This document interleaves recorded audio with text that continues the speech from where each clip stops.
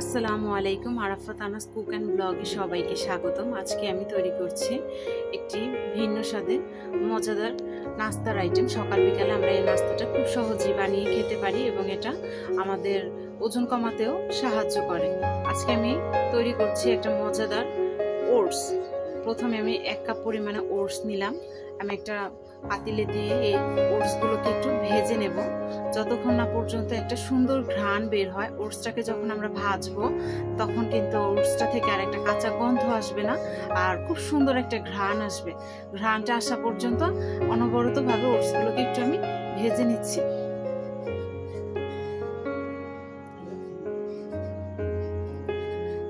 ভাজার পরে দেখা যাবে কালারটাও কিছুটা চেঞ্জ হয়ে আসে।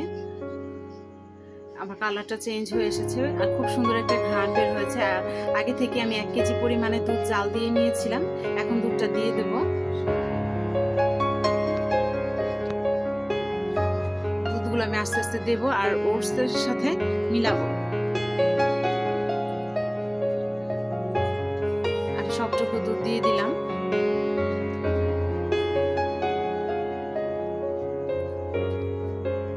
দিয়ে একটু ভালোভাবে নেড়ে চেড়ে নেব। এখন চিমটি পরিমাণে লবণ দিয়ে দিচ্ছি আর দিয়ে দেব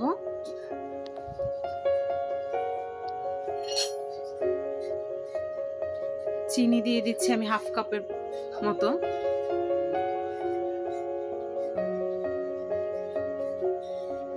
এখন চুলার আঁচটা একটু বাড়িয়ে দেব বলক আসা পর্যন্ত।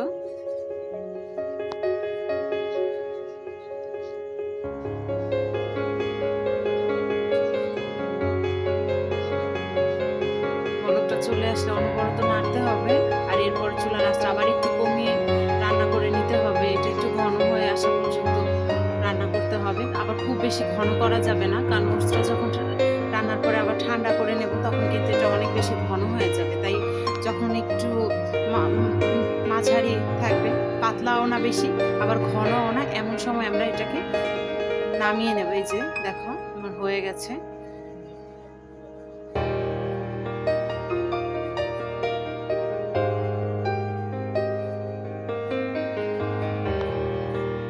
একটু নেড়ে চেড়ে নিচ্ছি।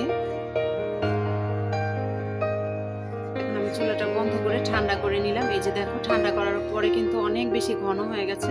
আর এখন আমি পাকা আম দিয়ে একটু পরিবেশন করে নেব। আমি কিউব করে আমগুলো কেটে নিয়েছি, কারণ ওটসের সাথে পাকা আমটা খেতে আমার খুবই ভালো লাগে।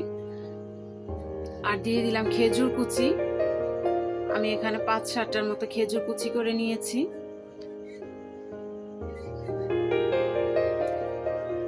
আর দিয়ে দিলাম বাদাম কুচি। ব্যাস তৈরি হয়ে গেল আমার মজাদার ওটস। যে কোনো সময় আমরা খুব অল্প সময়ের মধ্যে কিন্তু এই ওটসটা তৈরি করে খেতে পারি।